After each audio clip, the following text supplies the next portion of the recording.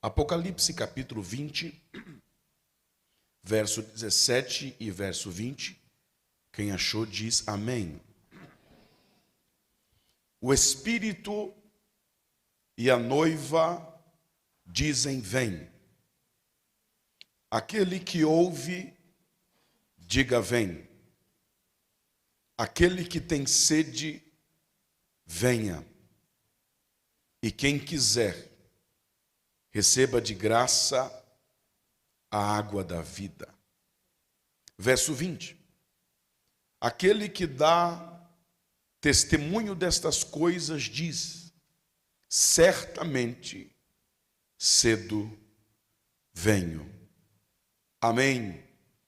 Vem, Senhor Jesus. Repita comigo após mim, por favor. O Espírito e a noiva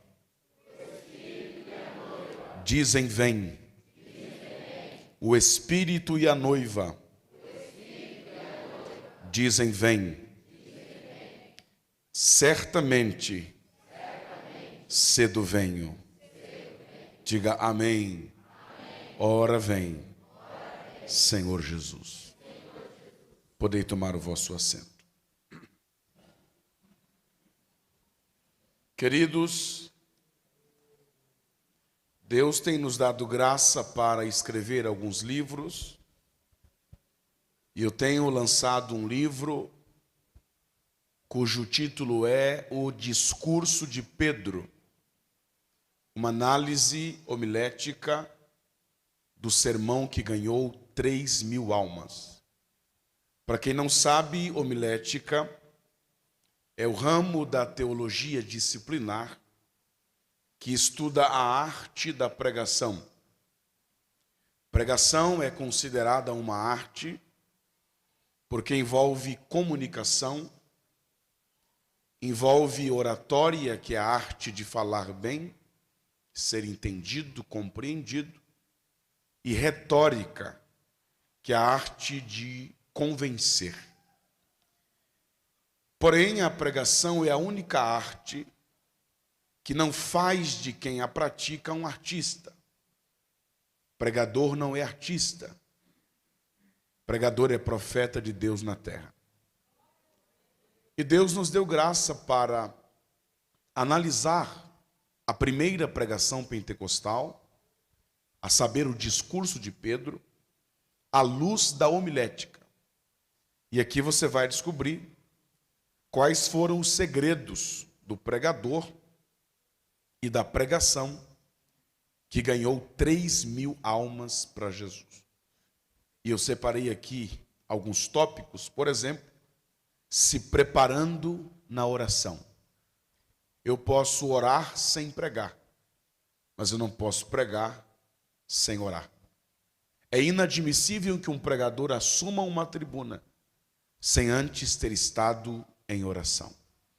A oração é a lenha sobre o qual arde o fogo do Espírito. Bancos sem oração fazem púlpitos sem poder.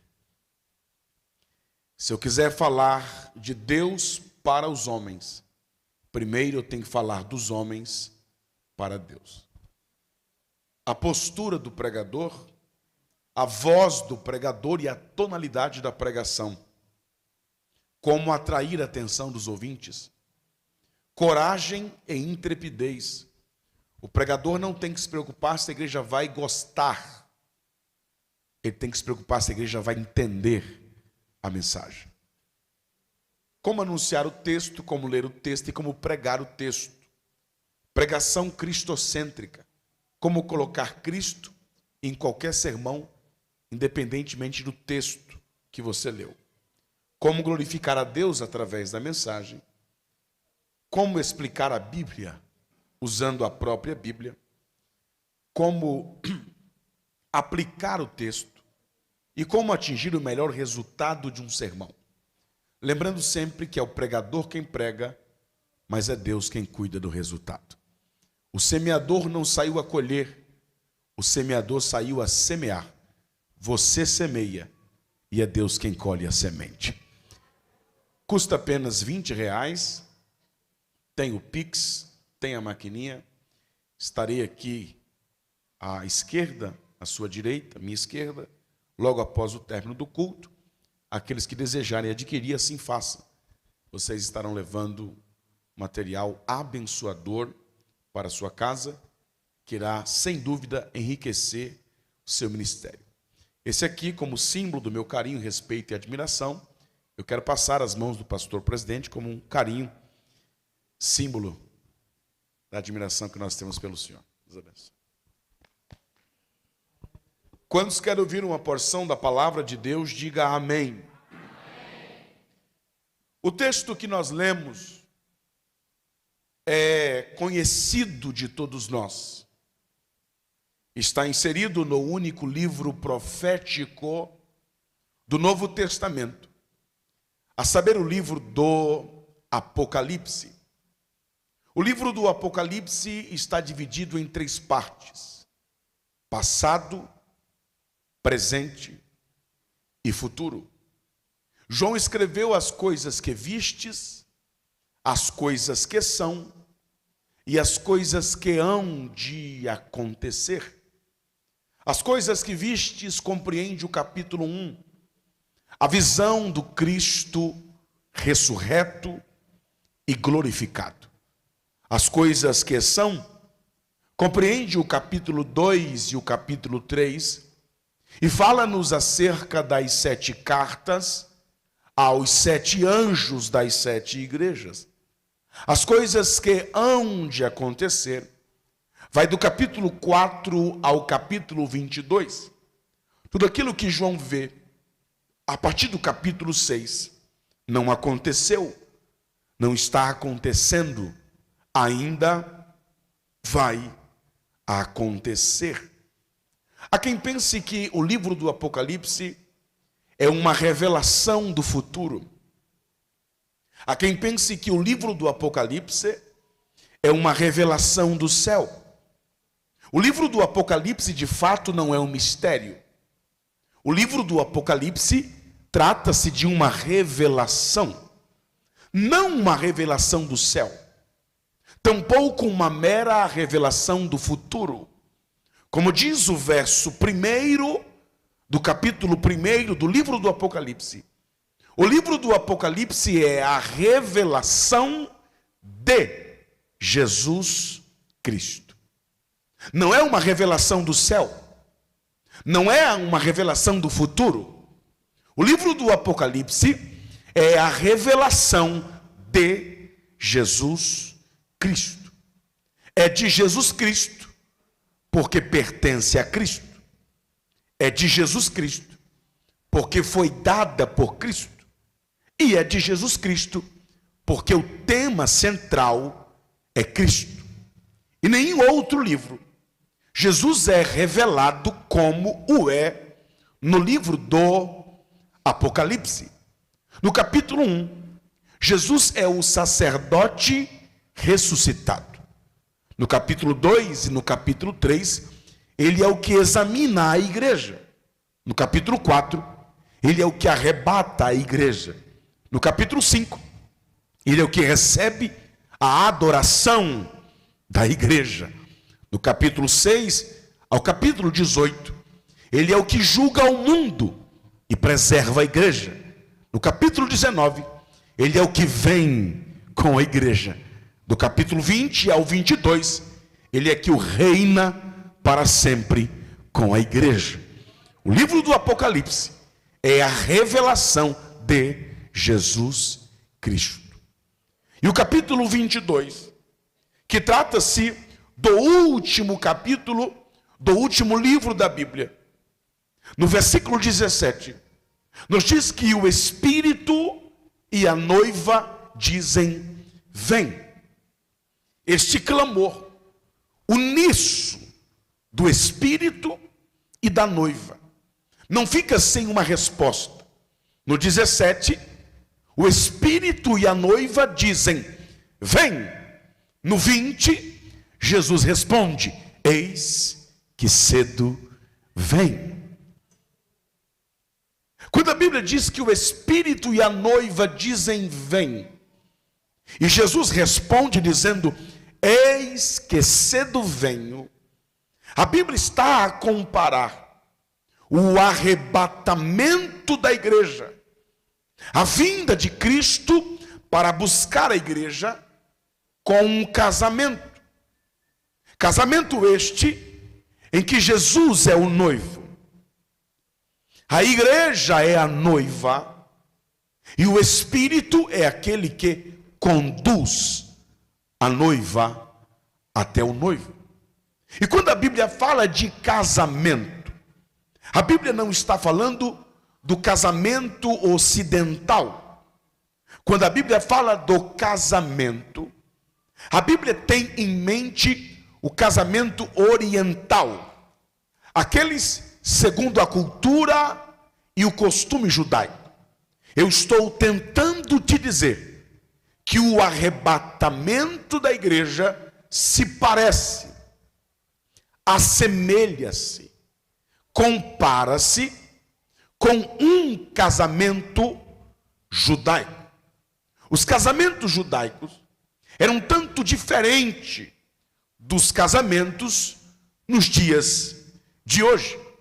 Na maioria dos casos, os noivos eram prometidos um ao outro antes mesmo do seu nascimento. A Bíblia diz que Deus nos escolheu nele antes da fundação do mundo. Isso vem para nos mostrar que no passado da eternidade, Deus olhou para o futuro, e no futuro, Ele viu que nós estaríamos em Cristo, e pelo fato de estarmos em Cristo, antes da fundação do mundo, Ele nos escolheu, somos eleitos, segundo a presciência de Deus, para sermos santos e irrepreensíveis. Aqui está a primeira comparação entre o arrebatamento e um casamento judaico. Em um casamento judaico, os noivos são escolhidos um para o outro antes do nascimento. A Bíblia diz que nós somos eleitos conforme a presciência de Deus em Cristo antes da fundação do mundo. Quando o jovem e a jovem judia alcançavam a idade apta para o casamento, o noivo, na companhia de seu pai, ia até a casa da noiva e dava a ela um presente. Esse presente poderia ser um anel, esse presente poderia ser um bracelete, esse presente poderia ser um colar com 10 dracmas. E com esse ato de presenteá-la com um anel, um bracelete ou um colar com 10 dracmas, o rapaz estava desposando-a, ou seja, noivando-se com ela. O período do noivado durava 1 ano. E durante este tempo, o noivo deveria construir a sua casa. Já dizia o ditado: quem casa, quer casa. E esta é a sequência legal de Deus para o casamento. Lá em Gênesis 2:24 ele disse: deixará o homem pai e mãe, se unirá à sua mulher, um e outro se tornam uma só carne. Estavam nus e não se envergonhavam. Infelizmente essa ordem tem se invertido aí fora. Primeiro ficam nus e não se envergonham, tornam-se uma só carne, se unem e vão morar na casa dos pais. No passado não era assim. Primeiro deixa a casa do pai e da mãe, se une à sua mulher, tornam-se uma só carne, e aí sim estavam nus e não se envergonhavam. Então no casamento judaico, o período do noivado servia para que o noivo construísse a sua casa. E geralmente esta casa era construída anexa à casa do pai. Parece que Jesus sabia disso quando disse em João capítulo 14: não turbeis os vossos corações. Credes em Deus e credes também em mim. Por quê? Porque na casa de meu pai já tem muitas moradas. Se não fosse assim, ou seja, se não tivesse muitas moradas na casa de meu pai, eu vou-lhe teria dito. Ou seja, eu diria para vocês que não tinha casa, mas lá já tem casa preparada para todo mundo. Eu, pois, vou preparar-vos lugar. Casa tinha, o que não tinha era lugar. Casa tinha, o que não tinha era lugar para pecadores como eu e como você. Mas ele diz: eu vou preparar-vos lugar. E quando eu for e preparar-vos lugar, voltarei outra vez e vos levarei para mim mesmo, para que onde eu estiver, estejais vós também. Quem tem essa esperança, levante a mão e dê um brado de glória a Deus. Enquanto o noivo preparava a casa, a noiva, por sua vez, deveria zelar pelo presente que recebera do noivo. Porque no dia do casamento, o noivo pediria prestação de contas. E a noiva deveria apresentar o presente que recebera do noivo no dia do noivado intacto. Se a noiva não pudesse apresentar o colar com todas as dracmas, ou o anel, ou o bracelete intacto, ela era tida por desleixada. Não foi capaz de cuidar de um anel, não foi capaz de cuidar de um bracelete, não foi capaz de cuidar de um colar com 10 dracmas, tampouco será capaz de cuidar de uma família, dos filhos ou do esposo. E ela era tida como desleixada, não era digna de receber o noivo se ela não pudesse apresentar o colar com 10 dracmas, o presente que recebera do noivo no dia do noivado. Isso vem para nos mostrar que no dia do noivado, o noivo enviou um presente para a noiva chamado dons espirituais. E nós devemos zelar, cuidar do dom, dos presentes, das dádivas que recebemos de Cristo lá no dia de Pentecoste, quando ele enviou o Espírito Santo para nos preparar para o dia do arrebatamento, porque naquele grande dia o noivo vai voltar e vai perguntar: cadê a dracma que eu te dei? Onde estão os dons, o ministério, o que você fez com eles, o que você fez com os presentes que eu te dei? E naquele dia nós, enquanto noiva, teremos que apresentar no tribunal de Cristo as nossas obras diante dos seus olhos como chamas de fogo. Obras de madeira, palha e feno serão consumidas pelo fogo do olhar de Jesus. Porém, obras de prata, de ouro e de pedras preciosas não serão consumidas, e receberemos o galardão da parte do Senhor. O que são obras de madeira, o que são obras de palha, o que são obras de feno? É tudo aquilo que você fez para se aparecer, tudo aquilo que você fez para a sua própria glória, tudo aquilo que você fez, que você já recebeu o galardão aqui na terra. Não terá galardão no céu, não terá recompensa no céu. Pastor, o que são obras de ouro, de prata e de pedras preciosas? Obras de ouro é tudo que você fez para a glória de Deus. Obras de prata, tudo que você fez para a glória de Cristo. Obras de pedras preciosas, tudo que você fez debaixo da unção do Espírito Santo de Deus e para a sua glória haverá galardão. Deus está dizendo esta noite: eis que cedo venho e comigo está o meu galardão para dar a cada um segundo as suas obras. Porém, Só receberemos o galardão de Jesus se naquele dia nós pudermos apresentar diante dele as dracmas que ele nos deu. O presente que o noivo deu para a noiva no dia do noivado. Passado um ano, chegava então a data do casamento.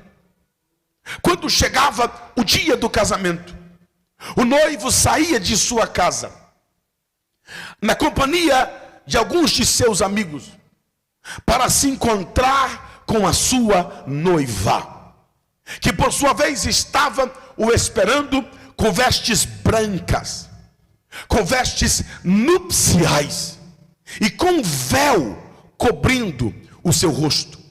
Porque durante o período do noivado, algumas vezes o noivo visitava a noiva, porém a noiva não podia mostrar o seu rosto para o noivo. Então todas as vezes que o noivo ia visitar a sua noiva, a noiva tinha que cobrir o seu rosto. Agora imagine, a visão que a noiva tinha do noivo era embaçada. Ela nunca tinha visto o noivo nitidamente, porque todas as vezes que o noivo ia à sua casa, ela tinha que cobrir o seu rosto com véu, para que o noivo não visse o seu rosto. E a visão que a noiva tinha do noivo não era uma visão nítida, era uma visão embaçada, porquanto um véu cobria os seus olhos e impedia de ver o noivo assim como ele o é. Mas no dia do casamento, a noiva também saía de sua casa, vestida de vestes brancas, com um véu cobrindo o seu rosto, acompanhada por 10 virgens, por 10 damas de honra. Essas damas de honra, também vestidas de vestes brancas, deveriam levar uma lamparina com azeite sobre a sua cabeça, porque o noivo viria normalmente à noite, e na frente da noiva iam as 10 virgens com lamparinas em cima da cabeça, iluminando o caminho para a noiva se encontrar com o noivo. Razão pela qual a Bíblia diz: em todo tempo sejam alvas as tuas vestes, e nunca falte o óleo sobre a sua cabeça. Ou seja, em todo tempo sejam alvas as tuas vestes, e nunca falte o óleo na lamparina que está sobre a sua cabeça, porque se falta óleo, o fogo apaga. Se o fogo apaga, o noivo vem e você fica, porque só vai subir quem tem azeite na reserva, quem tem azeite na lamparina. Quantos estão entendendo a linguagem do Espírito Santo? Levante a mão e dê um brado de glória a Deus. Quando o noivo se encontrava com a noiva no meio do caminho, porque o encontro entre Cristo e a igreja não será nem no céu, morada de Deus, e nem na terra, será nos ares. Jesus vem até os ares e a igreja sobe ao encontro do noivo nos ares. Porque aqui em Apocalipse 22, 17 está escrito: o Espírito e a noiva dizem: vem. Então o noivo vem, e ele testifica dizendo: eis que cedo venho. Então o noivo vem. Mas lá em Cantares 2:10 é o noivo que diz: levanta, querida minha, amada minha, pomba minha, e vem, porque eis que passou o inverno, cessou a chuva e o tempo de cantar chegou. Então no arrebatamento não é só Cristo que vem, mas é a igreja que vai ao encontro do Cristo glorificado nas nuvens. Quem entende essa palavra, levante a mão e dê um brado de glória. Deus, esta é a nossa esperança. No meio do caminho, o noivo, ao se encontrar com a noiva, saía ao seu encontro. E quando o noivo finalmente se encontrava com a noiva, no dia do casamento, a primeira coisa que ele fazia, redobre a sua atenção, era retirar o véu de sobre o rosto da noiva. E quando no dia do casamento, o noivo judeu retirava o véu de sobre o rosto da noiva, pasmem os senhores, se assustem as senhoras, era a primeira vez que o noivo via o rosto da noiva. Se fosse bonita, glória a Deus. Se não fosse, glória a Deus do mesmo jeito. Porque judeu não ama para casar, judeu casa para amar. Porque amor não é sentimento, amor é mandamento. Se é mandamento, não é questão de paixão, é questão de decisão. Quando ele tirava o rosto, o véu, era a primeira vez que o noivo via o rosto dela. E olhe para cá, era a primeira vez que a noiva via o rosto do noivo nitidamente. A visão que a noiva tinha do noivo era embaçada. A visão que a noiva tinha do noivo era uma visão um pouco turva por causa do véu. E alguém já começou a entender. Mas no dia do casamento, o noivo retirava o véu e ela via o noivo assim como ele é. Não entendi, pastor? Vai entender agora. Hoje nós conhecemos a Cristo em parte, pois a Bíblia diz que em parte o vemos e em parte o conhecemos, mas naquele grande dia o véu será tirado de sobre os nossos olhos e nós o veremos assim como ele é. Quantos querem ver o rosto do amado? Como é lindo o rosto do nosso noivo, do amado, daquele que cedo vem. E eu estou me lembrando de uma criança, chegava nem a ser um adolescente, que o pastor perguntou para ele: menino, qual é a primeira pessoa que você quer ver quando você chegar no céu? Ele olhou para o pastor e disse: pastor, a primeira pessoa que eu quero ver quando chegar no céu é Davi. O pastor ficou decepcionado. Falou: tá bom, qual é a segunda pessoa que você quer ver quando chegar no céu? Ele disse: a segunda pessoa que eu quero ver quando chegar no céu é Noé. O pastor ficou decepcionado. Tá bom, qual é a terceira? Ele disse: Moisés. E a quarta? Elias. E a quinta? Eliseu. Aí o pastor ficou tão decepcionado que olhou para o menino e disse: menino, e Jesus? Tu não quer ver não? Ele disse: pastor, Jesus é a última pessoa que eu quero ver quando chegar no céu. O pastor ficou mais do que decepcionado, ficou irritado. Olhou para o menino e disse: por quê? Ele disse: porque quando eu ver Jesus, não quero mais saber de Davi, não quero mais saber de Abraão, não quero mais saber de Isaac, não quero mais saber de Noé. Quando eu ver Jesus, eu só quero olhar para Jesus, adorar a Jesus, servir a Jesus, louvar a Jesus. Quem concorda com esta palavra, levante a mão, dê um brado de glória a Deus. Eu só quero ver Jesus.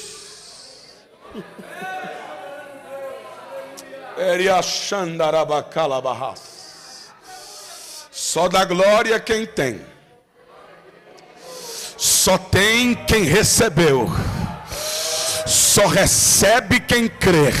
Só recebe quem não perdeu a esperança. Hoje a gente canta, entra na minha casa, entra na minha vida. Hoje a gente canta, eu sou um jardim fechado. Hoje a gente canta, lançar a rede, sabor de mel. Mas a grande verdade é que esta igreja cresceu cantando: nossa esperança é a sua vinda. O Rei dos Reis vem nos buscar. Nós aguardamos Jesus ainda até a luz da manhã raiar. Quem ainda tem essa esperança, levante a mão lá em cima, dê um brabo de glória a Deus e sinta a presença do noivo te envolvendo aqui esta noite.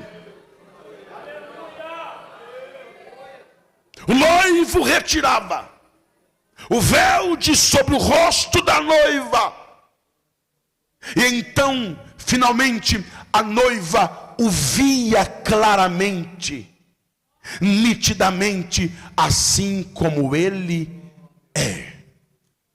A Bíblia diz que naquele grande dia nós o veremos assim como ele é. Eu vou repetir isso aqui. Hoje nós o conhecemos em parte, mas naquele grande dia que está se aproximando, Jesus não vai voltar. Jesus já está voltando. A vinda de Jesus já é um processo iniciado. Jesus vem, Jesus vem, Jesus vem. A maioria das nossas crianças não chegarão à fase adulta. A maioria dos que me ouvem aqui hoje à noite não descerão à sepultura, mas verão o céu se abrir, a trombeta tocar e o Cristo dizer: sobe aqui, sobe aqui, sobe aqui. Jesus vem. Todos os sinais já se cumpriram. A porta já está aberta. O único sinal que ainda falta é o toque da trombeta. E um dia eu dava uma aula de escatologia, e um aluno perguntou: pastor, Jesus virá de dia ou Jesus virá de noite? Eu disse: qual é a pergunta? Ele disse: Jesus virá de dia ou Jesus virá de noite? Eu olhei para ele, cocei a cabeça e disse: os dois. Jesus virá de dia e Jesus virá de noite. Ele disse: como assim? Ou é uma coisa ou é outra? Eu disse: não. Enquanto aqui no Brasil é noite, lá no Japão é dia. E quando aqui no Brasil é dia, lá no Japão é noite. E a Bíblia diz que assim como um relâmpago que sai do Oriente e se mostra no Ocidente, assim será a vinda do Filho do Homem. Ele disse: pastor, faz sentido, mas eu quero com base bíblica. Eu disse: então lá vai. A Bíblia diz que quando Jesus voltar, estarão dois no campo trabalhando. Quem trabalha, trabalha de dia. Ao mesmo tempo, estarão dois na cama dormindo. Um ser levado e outro deixado. Quem dorme, dorme à noite. Ou seja, quando a trombeta tocar, vai ter gente no campo e vai ter gente na cama. Vai ter gente dormindo e vai ter gente trabalhando. Eu só sei que eu vou ouvir o toque da trombeta e subirei ao encontro do noivo amado. A Bíblia diz que nós devemos estar prontos. Diga forte: prontos. A Bíblia diz que nós devemos estar preparados. Diga forte: preparados. A palavra pronto, preparado ali no grego significa na ponta dos pés. Eu não sei voar, pastor Silvio, mas já estou na ponta dos pés. E quando a trombeta tocar, gravidade não me prende aqui, casa não me prende aqui, carro não me prende aqui, dinheiro não me prende aqui. Eu vou subir ao encontro de Jesus Cristo na glória celestial. Eu não vim pregar que Deus está dando casa, que Deus está dando carro, que Deus está dando dinheiro. Eu vim pregar que vai ficar casa, vai ficar carro, vai ficar dinheiro, vai ficar prédio, mas a igreja preparada vai subir, subir, subir, subir. Deixa eu ver quem está preparado para subir. Levante a mão, dê um brabo de glória a Deus.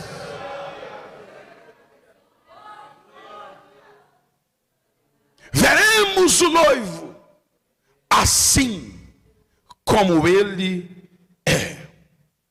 E como ele é, pastor, João viu Jesus como ele está agora. Não o Cristo da cruz, não o Cristo do Calvário, não o Cristo do Gólgota, não o Cristo da sepultura, não o Cristo da manjedoura, e nem tampouco o Cristo do ventre de Maria. Ele viu Cristo ressurreto, o Cristo glorificado. Ele disse que as suas vestes são compridas de dignidade, seu cinto de ouro na altura do peito, sacerdócio real, sua cabeça e seus cabelos brancos como a neve, alvos como a lã, eternidade e santidade, olhos como chamas de fogo, onisciência, pés como latão reluzente, onipresença, onipotência e estabilidade. Voz como voz de muitas águas, porque ele quem tem a última palavra. Um dia eu fui nas cataratas de Foz do Iguaçu, e era aniversário de casamento. Eu estava pregando naquela cidade, fui conhecer as cataratas de Foz do Iguaçu. Como era o dia de aniversário de casamento, eu tive a excelente ideia de pegar o celular e fazer um vídeo para minha esposa.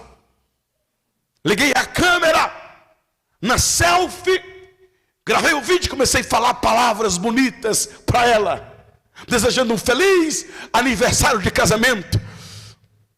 Mandei o vídeo, de repente ela respondeu assim: eu não entendi nada que você falou, mas muito obrigado. Por quê? Eu só consegui ouvir o barulho das águas caindo do céu. Assim é a voz de Cristo, ela abafa a voz do homem. O homem diz não, Deus diz sim. O homem diz não tem jeito, Deus diz ainda tem jeito. O homem diz não tem cura, Deus diz ainda tem solução. Quem entende essa palavra, levante a mão. Sua voz é como voz de muitas águas. Seu rosto brilha como o sol na sua força, porque ele é a imagem do Deus Todo-Poderoso, a expressão exata da sua pessoa, a imagem da glória de Deus. Ele tem na sua mão direita as 7 estrelas, que são os 7 pastores da igreja, porque ele tem a liderança da igreja sobre os seus cuidados na palma da sua mão, em uma posição de honra e de responsabilidade. Ele tem as chaves da morte e do inferno. E quando João o viu, ele caiu como morto. Ele caiu em coma. Mas ele disse: eis que que com sua mão direita ele me tocou e diz: não temas, eu tenho as chaves da morte, volte à vida, e do inferno. Estive morto, mas eis que estou vivo pelos séculos dos séculos. Buda esteve vivo, mas eis que está morto. Charles Russell esteve vivo, mas eis que está morto. Joseph Smith esteve vivo, mas eis que está morto. Elvis Presley esteve vivo, mas eis que está morto. Michael Jackson esteve vivo, mas eis que está morto. John Lennon esteve vivo, mas eis que está morto. Lampião esteve vivo, mas eis que está morto. Jesus esteve morto, mas eis que está vivo pelos séculos dos séculos. Quantos podem sentir a sua glória e a sua presença aqui esta noite? Eis que estive morto, mas eis que estou vivo, vivo, vivo, vivo. E se ele está vivo, ele cura. Se ele está vivo, ele salva. Se ele está vivo, ele liberta. Se ele está vivo, ele batiza com o Espírito Santo. Se Jesus está vivo, e ele está, se Jesus está aqui, e ele está, aonde houver alguém enfermo, seja curado agora. Onde houver alguém triste, seja alegrado agora. Onde houver alguém que não é batizado, seja batizado com o Espírito Santo agora. Seja liberto agora, seja cheio agora, revestido agora. Jesus está vivo e vai voltar para arrebatar a sua noiva. Esta é a nossa esperança. Tão breve ocorrerá o maior casamento da história. O noivo é Cristo, a noiva é a igreja. A última semelhança entre um casamento judaico e o arrebatamento da igreja é que no contexto judaico o noivado já é o compromisso. O noivado já é o casamento que ainda não foi consumado. Sabe o que isso significa? Que nós temos que estar 24 horas por dia comprometidos com o noivo. E no contexto judaico não se admite adultério pré-nupcial. Ou seja, se no período do noivado a noiva adulterasse, no dia do casamento, ao descobrir que ela não era virgem, o noivo poderia dar carta de divórcio.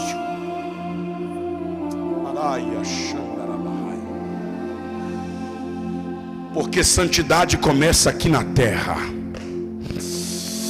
Compromisso começa aqui na terra. Ninguém vai se santificar lá, tem que se santificar aqui para conseguir chegar lá. Eria chorabaia selwi.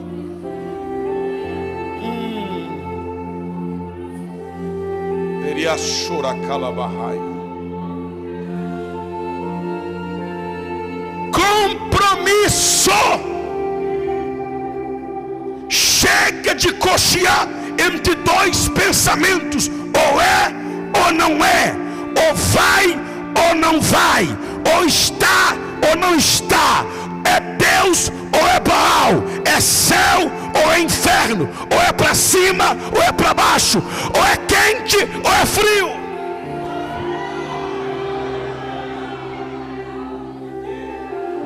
Pastor, não gostei de glória sem gostar mesmo.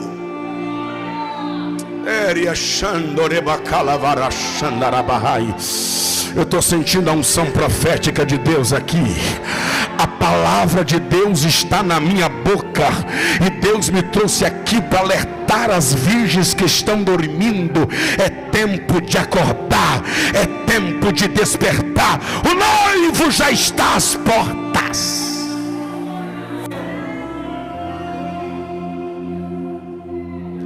Quem aqui é casado, levante a mão.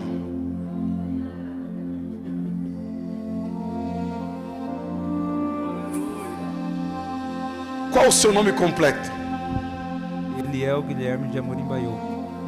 Repita. Eliel Guilherme de Amorim Baiô. Qual o nome da sua esposa? Jafia Táxi dos Santos Baiô. Quando ela namorava contigo, ela tinha o Baiô? Não. Ela só recebeu o seu nome. Ela só foi autorizada pela justiça a usar o seu nome depois que ela Casou.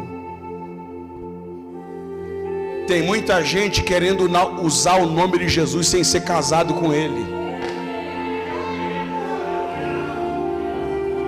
Eu expulsei em nome de Jesus, por que não saiu? Eu orei em nome de Jesus, porque não foi curado? Eu determinei no nome de Jesus, o nome de Jesus não tem poder, porque não aconteceu? É porque não está casado com ele. Só tem poder de dar o nome do marido quem está casado com ele. Levante a mão que eu vou profetizar. O nome de Jesus não é para quem namora, o nome de Jesus é para quem é casado. E aí, tu está casado com Jesus ou está só namorando com ele? Tem compromisso com Jesus ou está só namorando com ele? Assume um compromisso com ele hoje. Porque o nome de Jesus tem, o nome de Jesus tem, mas é só para quem é.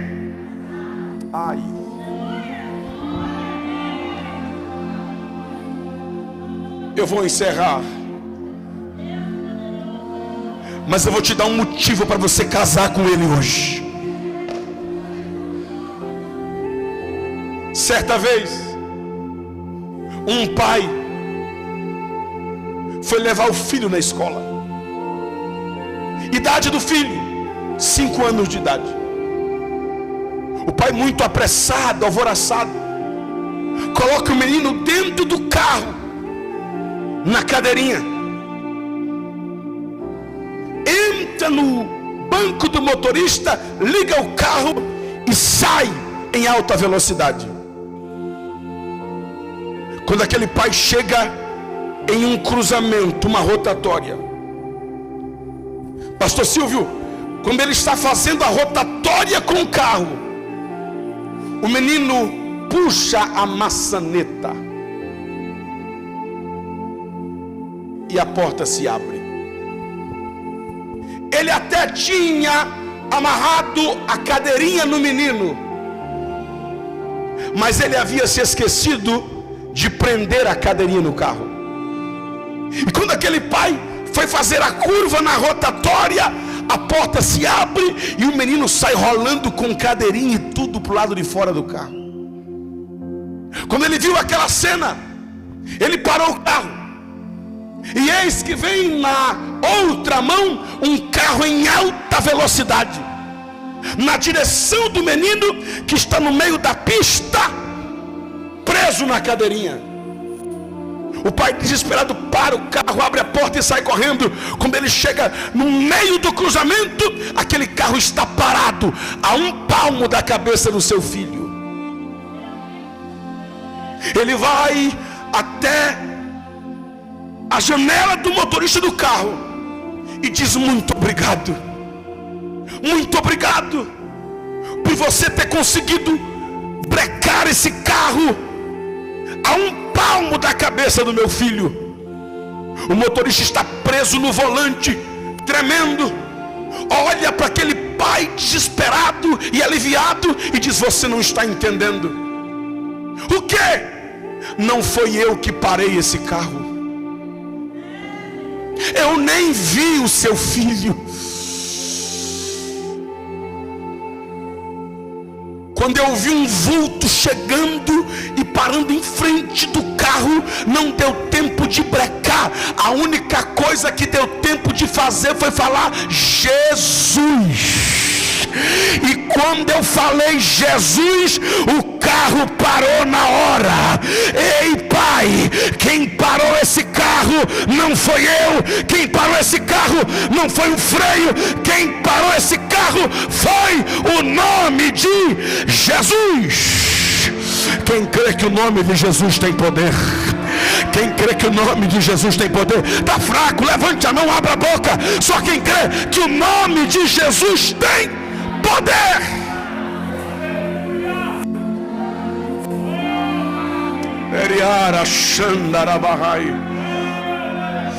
Mas é só para quem está casado. É só para quem tem compromisso. É só para quem já foi desposado.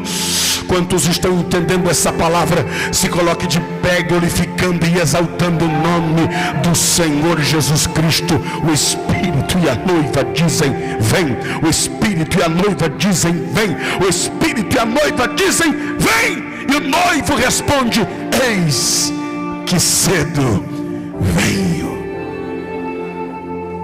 Eis que cedo venho.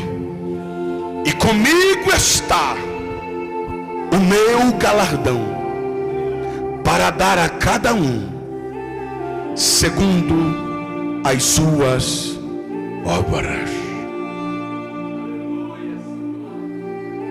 Eu quero orar esta noite.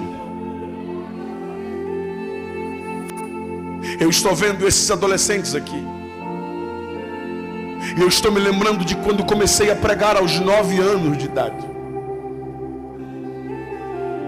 O mesmo Deus que me levantou aos 9 anos de idade e me levou pelo Brasil afora para pregar a sua palavra até o dia de hoje, já fazem 23 anos. Ele não mudou. E Ele continua te levantando.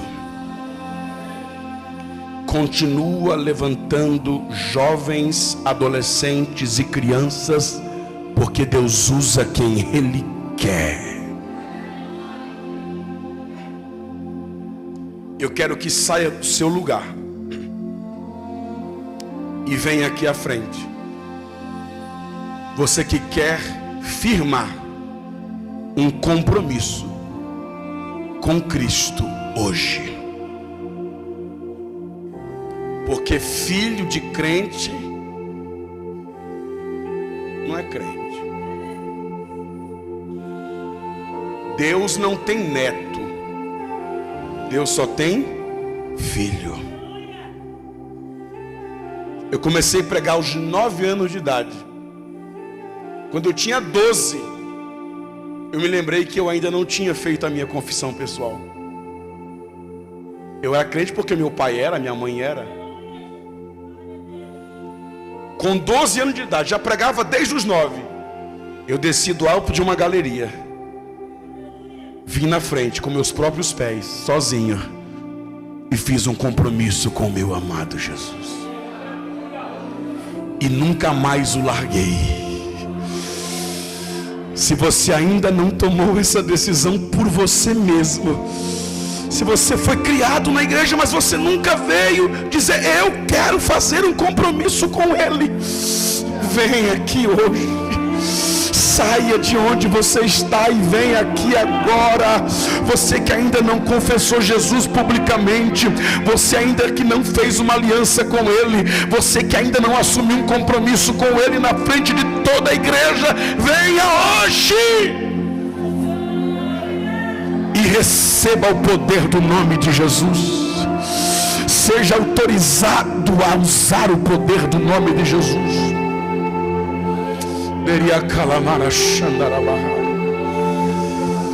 Olha quantos estão vindo aqui.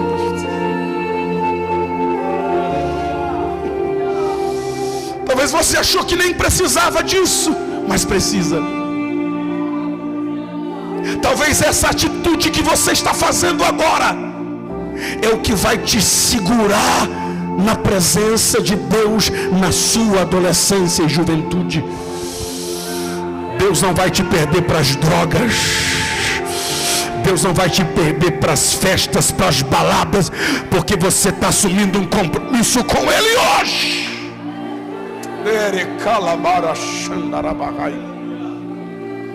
E enquanto você está aqui orando, chorando, você pode receber o batismo com o Espírito Santo aqui agora. É só você ter fé para começar a falar as línguas estranhas que Ele está te dando aí agora. Aonde houver um crente que não é batizado com o Espírito Santo, receba uma língua de fogo na sua cabeça agora. Abra sua boca e comece a verbalizar as línguas. Ele vai começar a batizar com o Espírito Santo agora. Não vai demorar muito. Não vai demorar muito. O Espírito Santo está confirmando ao meu coração que línguas repartidas como de fogo já estão sendo distribuídas nos 4 cantos desta casa, e cada metro quadrado deste templo já está sendo tomado, impregnado pela nuvem da graça, da glória de Deus, do poder. Receba em nome de Jesus. Seja batizado em nome de Jesus. Fale em outras línguas em nome de Jesus.